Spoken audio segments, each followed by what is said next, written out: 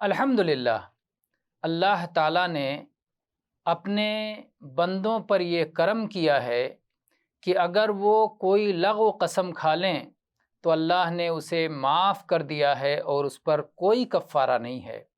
قسم کے سلسلے میں سورہ مائدہ کی آیت نمبر 89 میں اللہ تعالیٰ نے ارشاد فرمایا، لا یؤاخذکم اللہ باللغو فی ایمانکم ولکن یؤاخذکم بما عقدتم الایمان فکفارته اطعام 10 مساکین من اوسط ما تطعمون اہلیکم او کسوتهم او تحریر رقبہ فمن لم یجد فصیام 3 ایام ذلک کفارۃ ایمانکم اذا حلفتم واحفظوا ایمانکم۔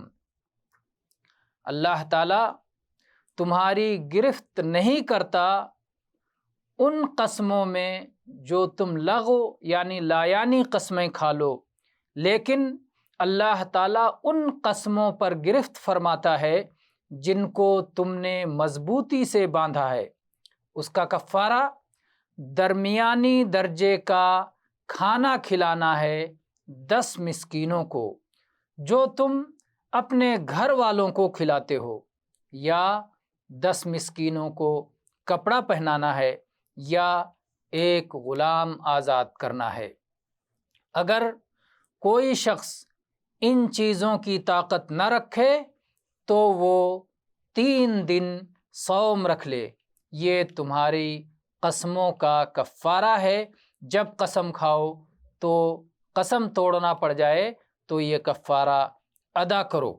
اور پھر اللہ تعالیٰ نے فرمایا، وَاحْفَظُوا أَيْمَانَكُمْ، اپنے قسموں کی حفاظت کرو، یعنی بلا وجہ یوں ہی لغو طور پر ہر وقت قسم کھاتے نہ رہو۔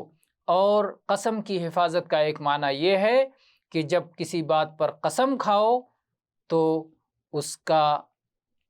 اسے پورا کرو، اور اگر پورا نہ کر سکو تو اس کا کفارہ دو۔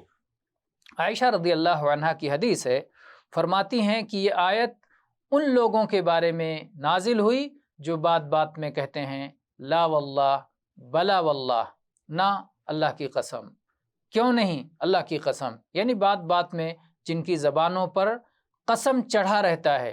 تو اس طرح کی قسمیں جو بطور عادت زبان پر جاری ہو جاتی ہیں، جس سے قسم مقصود نہیں ہوتا، اللہ تعالیٰ نے ان پر کفارہ نہیں رکھا ہے، ان پر کوئی گرفت نہیں ہے، اسے معاف فرما دیا ہے۔ واللہ اعلم، وصلی اللہ علی نبینا وسلم، والحمد للہ رب العالمین۔